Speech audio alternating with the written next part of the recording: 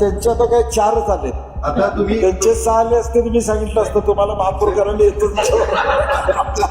त्यांचे 4च लोक आहेत, त्यामुळे बहुमत होत नाही. 5 झाले तरी 40 रुपये असते. हो, सगळं गणित करून बसलेलं आहे. आणि एकूण निकाल आता तुम्ही महाराष्ट्राचा बघितला तर एक आता कन्फर्म झाले की या महाराष्ट्रामध्ये भाजपच्या विरोधात पक्ष कोणतं, काँग्रेस.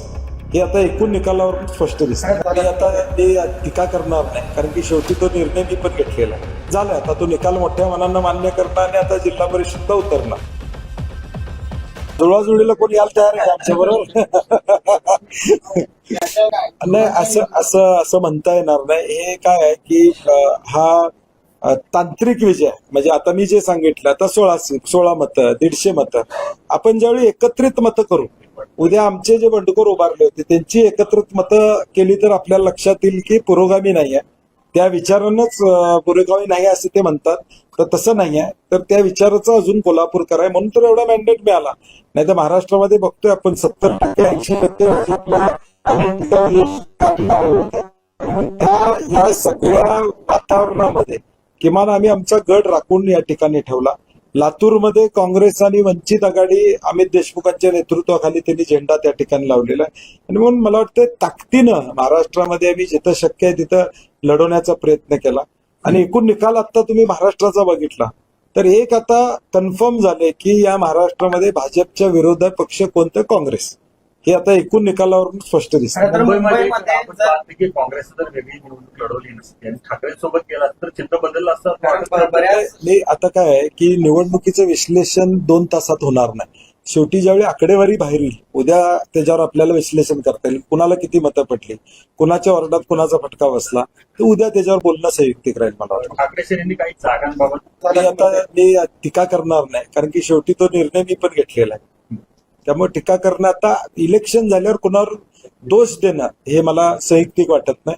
झालं आता तो निकाल मोठ्या मनानं मान्य करणं आणि आता जिल्हा परिषदला उतरणं. महानगरपालिकेचा हा निकाल तुम्हाला सर्वस्वी मान्य आहे का? नाहीतर काय होतं ईव्हीएम वर खापर फुटलं? नाही, मी आता जे तांत्रिक मुद्दे आहेत, 3 उमेदवार 4 उमेदवार आमचे 100-150 मतानं पडलेले आहेत. 1 उमेदवार 16 मतानं पडलेला आहे. बंडखोर आमचे जे झाले त्याचा परिणाम त्या ठिकाणी झालेला आहे. किंवा अक्षय जरगचा विषय, हे इलेक्ट्रॉल मॅनेजमेंट मधले विषय आहेत. त्यामुळे मी ईव्हीएम कडे काय जाणार नाही. विरोधी पक्षाला विश्वासात घेऊनच त्यांना कारभार करावा लागेल. चुकीच्या गोष्टी महापालिकेत घडत असल्या तर त्याच्यावर आमचा अंकुश राहील की बाबा हे चुकीचं घडतंय, शहराच्या हिताचं घडत नाही, तर त्याच्यावर निश्चितपणे विरोधी पक्ष म्हणून अंकुश आमचा राहील. आता 100 कोटी रस्ते वगैरे चांगली होतील, सक्षम. जो निधी शासनाचा येईल तो योग्य पद्धतीनं खर्च होतोय का नाही बघण्याची जबाबदारी आता आम्ही काँग्रेसवाले त्या ठिकाणी घेऊ. कराचा पैसा जो खर्च होतोय तो व्यवस्थित झाला पाहिजे. फार काय फरक नाही आहे. 5 नगरसेवक निवडून आले असते तर बहुमत आमचं झालं असतं. तेव्हा असं कोण गृहीत कोल्हापूरकरांना धरू शकत नाही. असं जर इतर ठिकाणी झालं असतं तर भाजपनं काय केलं असतं? कुठं अशा नाही, तो विषय नाही. भाजपचं फोडाफोडीचं राजकारण हे सत्तेतून राजकारण आहे. आता ते सत्ता केंद्र आमच्याकडे नाही आहेत की आम्ही काहीतरी करावं आणि दबाव आणावा, जो काँग्रेस कधी करत नाही. परंतु आता तो विषय नाही. त्यांना स्पष्ट बहुमत मिळाले, आमच्या शुभेच्छा आहेत. त्यांनी जे आश्वासने दिलेली आहेत, IT पार्क करतो किंवा इतर ज्या गोष्टी करतो, पण मुख्यमंत्री आल्यानंतर, उपमुख्यमंत्री आल्यानंतर ते तेवढे पूर्ण करावे. आता आम्ही 1 महिना जाऊ द्या, 1 महिन्यानंतर आमच्या नगरसेवकांची बैठक घेऊन आम्ही निवेदन देऊ, जे कोण पदाधिकारी येतील त्यांना. आता केंद्रात तुमची सत्ता आहे, राज्यात तुमची सत्ता आहे. 1000 कोटी रस्त्यासाठी आणावेत. 50,000 कोटी रुपये मुख्यमंत्री महोदयांनी सांगितलं देशात शहरीकरणासाठी. त्यातली किमान 4-5 हजार कोटी रुपये इथं कोल्हापूर शहरामध्ये आले पाहिजेत. आणि म्हणजे प्रलंबित विषय आहेत. पंचगंगा प्रदूषणाचा विषय प्रलंबित आहे, इंटरनल पाईपलाईनचा विषय प्रलंबित आहे. ह्याला आता त्यांनी निधी आणावा, कारण की ते बोललेले आहेत. आता लोकांना ते आश्वासन पूर्ण करावं. राहुल मानेच्या पराभवाचं विश्लेषण आपण कसं करावं? तो तिथं उमेदवार जाऊन उभा करणं. शेवटी तुम्ही एक लक्षात ठेवलं पाहिजे, काँग्रेस म्हणून आम्ही लढाई केली. आम्ही दबावाला कुठं त्या ठिकाणी बळी पडलो नाही. उमेदवार आम्ही सक्षम दिले. आणि आता शेवटचा निकाल लागेपर्यंत लोकांना वाटत होतं की आमचं बहुमत येईल. हे आताच आमचा विषय आहे.